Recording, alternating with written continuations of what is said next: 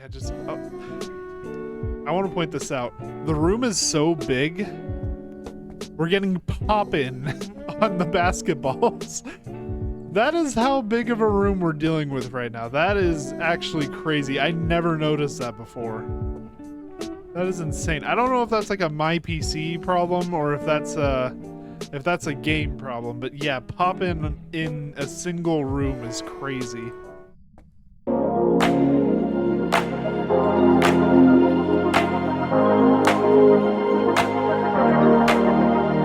How's it going, everyone? This is Gale Hall Gaming, finally free from finals. I am so sorry about that. In all honesty, I really do wish I could have kept recording throughout the week, but I had like 15 pages worth of papers to write, 2 different PowerPoint presentations, 2 exams. So yeah, it's just been a hell of a week. Finally done though. We're finally out of it. And so I wanted to get back into the swing of things. And what better way to start than with a Phasmophobia beginner's guide on my least favorite map in the game. Yeah, if you guys didn't know from the Phasmophobia Freelancer series, Brownstone High School is my least favorite map in all of Phasmophobia. Simply because it is so homogeneous, I believe would be the correct word. All of the rooms look the same. So this episode is going to be a lot less room specific. It's going to be a lot more general advice because a lot of the rooms are very interchangeable. I will go over any that are a bit more unique, but for the most part, the 38 classrooms I'll be going over as just general advice. But yeah, let's go ahead and get into it. Of course, we are on custom mode with friendly ghosts turned on, just so that we don't have to worry about the ghost killing us while I'm giving this tutorial. We really only need the flashlight, but I'll take the thermometer just for demonstrating temperature throughout the house, or the school. First thing of note when you get out here, by the way, is A, you're going to get a shit ton of lag the second you step out, but B, the high school has 2 sort of different yards to it. There's a front yard and a backyard. The front yard has 3 different entrances. You can kind of see the staircases over here if I walk over. A staircase there leads in, and then staircase over there leads in, as well as this one, of course. For a second I thought that light was on. I think it's just reflecting the moon. Actually, no, the angle's wrong. I'm getting distracted. Anyway, let's go ahead and get right into it. It should be starting with power on. So this right here is the lobby of the school. This is one of the more important rooms in the map. It can be a ghost room, so just as a heads up, most of the hallways in this map cannot be ghost rooms, but the lobby is considered a sort of separate room from the rest of the hallways, so you do need to check this place for freezing temps in case you do have a ghost in here.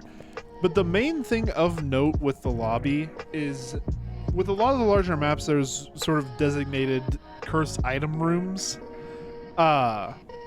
This would be the cursed item room for Brownstone High School. Every cursed item in, like we can see right here, the tarot cards, every cursed item on the map will spawn in this room. The second you walk in the door, you can figure out what your cursed item is. So in order, the tarot cards, of course, can spawn right here. The Ouija board will spawn on the back of this pillar right here, and then kind of going into the hallway a bit. This technically isn't part of the lobby, but just keep that in mind if you're looking for temperatures. I believe the cutoff is right around here across. But the ritual circle can spawn on the floor right around here. The voodoo doll spawns on this bench. Then moving on to over here, the cursed mirror, I believe, spawns here. And then it is the monkey's paw on this little box here. And finally, the music box will spawn on this bench here. So, like I said, the second you walk into the building, you can figure out what cursed item you're dealing with and how to effectively use it. Like I said, though, it can also be a favorite room for the ghost, so bear that in mind. If you do get this as a favorite room, you got an easy hunt ahead of you. Honestly, I would recommend using the benches to hold a lot of your equipment. It's a fairly big room, so if you have tier 2 or tier 3 dots, that's a big advantage over having only tier 1s. Yeah, just beyond that, usual strategy applies. Basically anywhere else you would hunt for ghosts, set up how you normally would. Like I said, a lot of the classrooms are going to be generic. There's differences in layout, but for the most part, the classrooms are all similar. Main thing I would recommend for a lot of the classrooms is use the desks to hold a lot of your equipment. You can very easily put like ghostwriting books down. If you're using firelights, you can put those down here. Beyond that, the main desk up here is really good for holding items as well. Most of the rooms are small enough that you can cover a good chunk of it with just tier 2 dots. Cameras on these rooms are always a little weird because you can cover the entire room with a single camera in the corner, but at the same time it might be obstructed a little by the desks. So just bear that in mind if you're looking for a good camera angle. Beyond that, interactables in each room is a little bit different. This is fucking field day, by the way, for a polter, because a lot of these books are interactable. So just bear that in mind. You can very easily get polter checks set up in the classrooms. Beyond that, there can also be phones in some of the classrooms. If you hear ringing, you can check for EMF. But for the most part, they're all really just the same rooms. Alright, moving on. I will say, before we move on any further, all of the hallways are considered different rooms, but they cannot be ghost rooms. It's similar to most of the other maps. Hallways cannot be considered a favorite room for the ghost. Like I said, we're just going to be skipping over a lot of the classrooms since a lot of them are the same. Oh, this one's a pull. And here we got the boys' locker room. Yes, boys' locker room. This one really doesn't have much of note in it. Like I said, all the curse items spawn at the front entrance. These lockers are too small to really hide in. Does not remind me of high school. I can't even say that. I was not a kid who got shoved in lockers, but regardless, it's a bit of an awkward room just because you kind of have like 3 lanes to deal with. So if the ghost chooses this as its favorite room, it might be a little difficult getting dots, unless you are physically holding like a tier 1 dots. So just bear that in mind. Sometimes it is good to have a friend bring along a tier 1 just to be safe. Aside from that, I recommend bringing as many cameras as you can, one to cover each lane and then one on the other end to cover the end caps, sort of. Honestly, tripods are going to be your best friend in this room.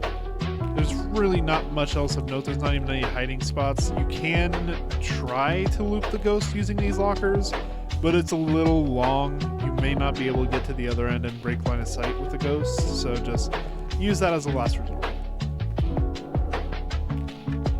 Moving on, though, there is really not much here.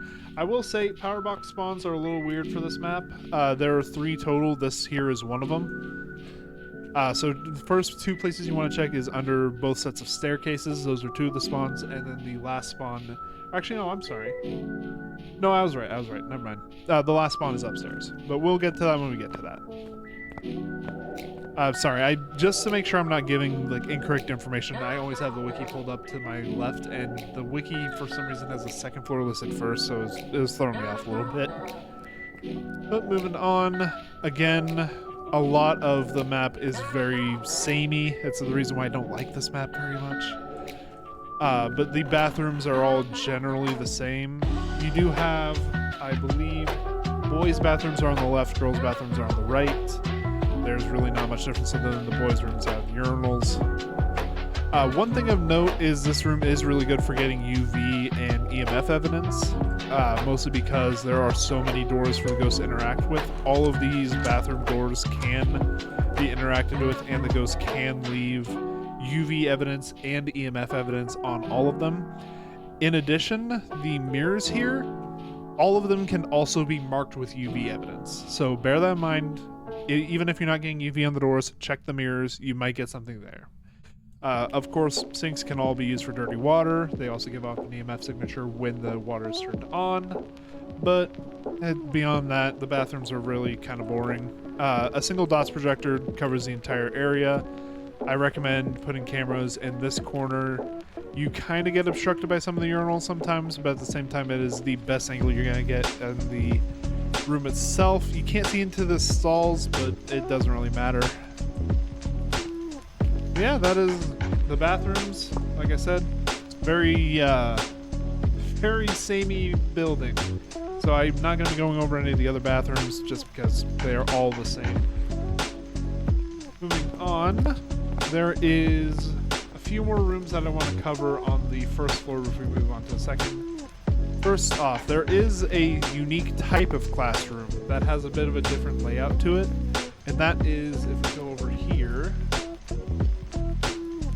this is the science classroom. So the science classroom is a little weird in the fact that it is 3 rooms, but it's all considered one favorite room. So you get the same freezing temperatures throughout it if the ghost chooses this as its favorite room.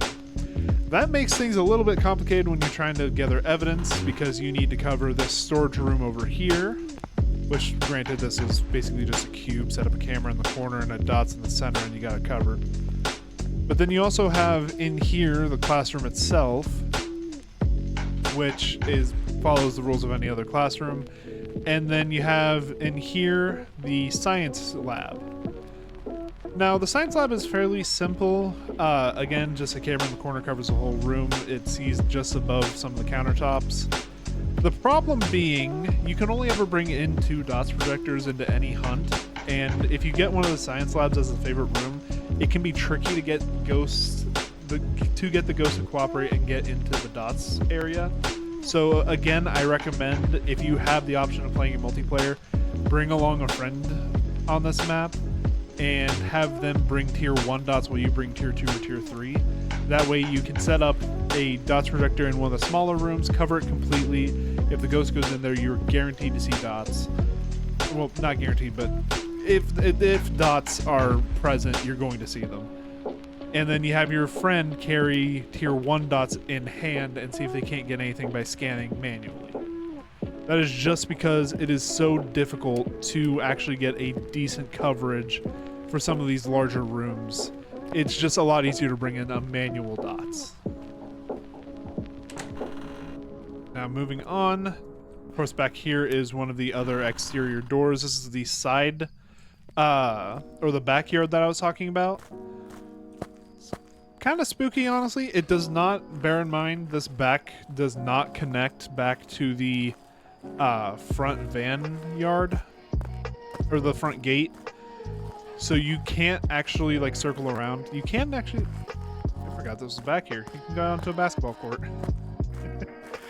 There's no real purpose to it. I don't think there's anything back here. It's just kind of neat. Like I said, I always forget this is here because I never go out these doors. There's no real reason to, unless you feel like a hunt is literally right about to start. Otherwise, these doors aren't all that useful. The other thing I can think of is if you're still searching for the ghost room and you're worried about your sanity draining too quickly, you can use this backyard as a sort of safe hallway.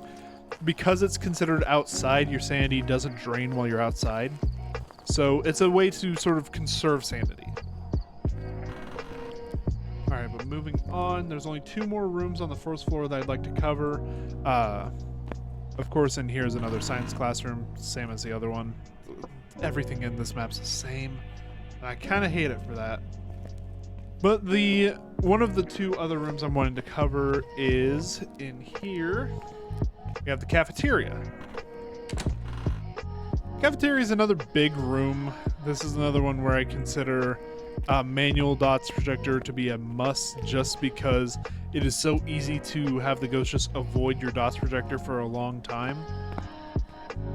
Go ahead and turn on the light switch. I think the ghost actually turned off the breaker. Son of a bitch. Alright, well, it's fine. It's a little difficult to set up for this room just because I don't believe the camera can cover the entire room by itself if you just set up in a corner. I could check that. Actually, I am going to check that real quick. Well, I'll be right back. I'm going to go grab a camera and turn the power back on. So we will be right back as soon as I figure out where my mouse is.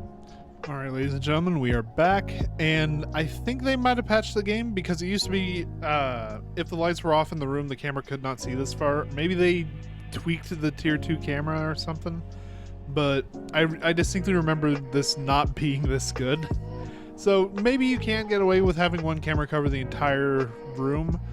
It's just a little iffy just because dots might be a little tough to detect.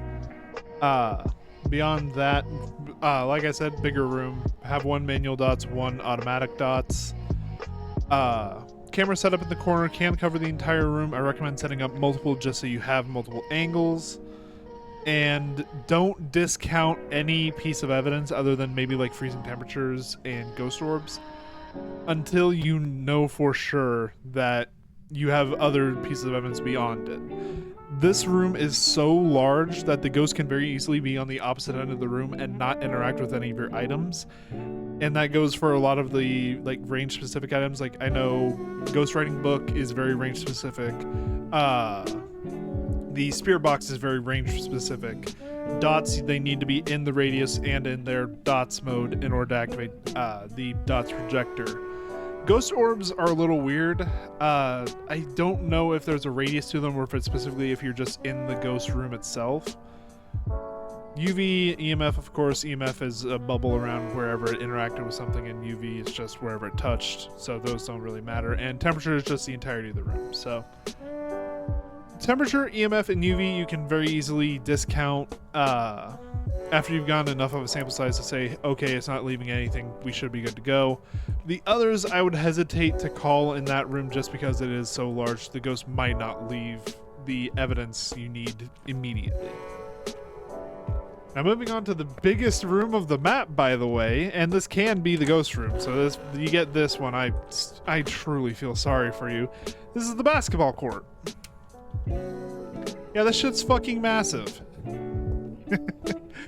I really don't know how to explain it any other way. I mean, the camera, obviously there's no like interruptions throughout this court, so camera can cover the entirety by itself. I do recommend setting up multiple cameras just to catch dots if you need them. I want to point this out. The room is so big, we're getting pop-in on the basketballs. That is how big of a room we're dealing with right now. That is actually crazy. I never noticed that before. That is insane. I don't know if that's like a my PC problem or if that's a game problem, but yeah, pop-in in a single room is crazy. Crazy. But yeah, beyond that, just same issues I went over with the cafeteria. It's such a large room that it's hard to discount any range-specific pieces of evidence, just because it is so easy for the ghost to be in like one corner of the room, you're in the other, and you think you didn't get spirit box, let's say. And it turns out it was a spirit box ghost, just too far away for it to hear you. But moving on, we need to head upstairs. Actually, there is one more room, but it's nothing special. It's just the library. Only real thing of note in here is there are plenty of interactables if you're trying to set up a polter check, and it's not a half bad hiding spot if you head back here, as long as the ghost doesn't see you come in here. As well, you also have... Oh, never mind. I think they changed it. I remember there being a hiding spot back here, but apparently they changed it. Brownstone is another reason why I don't like it is very few hiding spots, like very few official hiding spots. So it can be difficult to escape from ghosts as well if a ghost is on your trail. But just something to keep in mind. I will say as well, the school itself does have a security system. Whenever you're accessing the cameras out in the van, you will see multiple different cameras that you did not place. These are the school's cameras. They're mostly in hallways. There is one in the basketball court, but that is the only one that is actually in a ghost room. So for the most part, they aren't all that useful. You can't even really get ghost orbs off of them unless it's the one specifically in the basketball court, but just something to keep in mind. Alright, moving on up. There's only 2 other rooms that I need to go over in the upstairs, because everything else is either classrooms, bathrooms, or science classrooms, stuff we've already been over. The 2 that I need to go over is, if I move over here, I believe it's this door. That is not that door, that is another classroom. It's a little further down, I think. Yeah, it's this one. This is, I believe, the third biggest room on the map, tied with lobby, but behind cafeteria and basketball court. This is the lecture hall. Super simplistic layout. It's just a bunch of chairs with one podium up at the front here. This podium's good for setting up like a ghostwriting book. You set up dots in the middle of the room, a camera in the corner, catch a lot of what's going on. I actually do recommend, instead of putting it in the corner, a camera right here might actually be better just because you can see down the center aisle. Beyond that, use chairs to set up your supplies. Nothing else of note really. You can kinda get away with using the corners here as a hiding spot if the ghost doesn't see you come into the room. But even then, I don't recommend it. This map is so, like, I'm trying hard to hide my bias. But this map does not make it easy. God, I just do not like Brownstone at all. But beyond that, it's really just a simple room. It's every other big room on this map. Just set up your supplies so that they spread across the room, set up a camera in the corner, and fucking Bob's your uncle. Sorry if I seem like I'm getting a little bit pissed. I don't like this map. I don't like being on this map. I hated doing this for the solo challenge and just, yeah. But anyway, we got one more room to show off. And of course it is sort of a pair of rooms. There are two different storage rooms on the map. I remember where I'm going. I think I actually went by it. I think it's this one. Yes. So storage room can also be a favorite room by the ghost. Not really much of note in here. The shelves are really good for holding items. The only big thing of note is this is the third power box spawn. If you don't find the power box underneath either one of the sets of stairs on the first floor, the power box will be right around here, so keep that in mind. And yeah, beyond that, it's not a bad spot to try and hide again if the ghost doesn't see you come in. It's really... I feel like I'm saying a lot of the same shit over and over again, and you're starting to realize why I don't like this map. It's because every hunt on it feels the same and takes forever. Even when you're in a party, because like you can only pack in 2 thermometers, you can only check the rooms at so quick of a pace. And the fact that there are, if I remember correctly, 38 classrooms, 8 different bathrooms, 4 science classrooms, 2 storage closets. Like, I get that you need, if a school is laid out to be very samey, a lot of the rooms need to be very standardized. But when you have a map that has, I believe, over 100 rooms in the entirety of its layout. Oh no, not 100. It's 64 rooms in the entirety of the layout. You have 64 rooms in the entirety of the layout, and I can count on 2 hands the number of different rooms. There's a problem. But yeah, that is my tutorial, my beginner's guide to hunting on Brownstone High School. If you enjoyed this episode, please leave a like, leave a comment, subscribe. Go check out some of my other videos. I have a whole series on Phasmophobia beginner's guide, teaching you how to hunt, how to treat each of the different maps, what tools to upgrade, what each of the tools do. And beyond that, if you're interested in seeing me hunt solo, there is also the Phasmophobia Freelancer series, which is me going into each of the maps completely by myself and tracking down a ghost twice on intermediate, once on professional. I don't do the nightmare difficulties because I don't like hiding evidence, but that's just a me thing. I played on it before, I know how to do it, I just don't like doing it. But beyond that, thank you guys all so much for watching this episode. Have a good day, everyone, and it is good to be back. I hit the wrong button.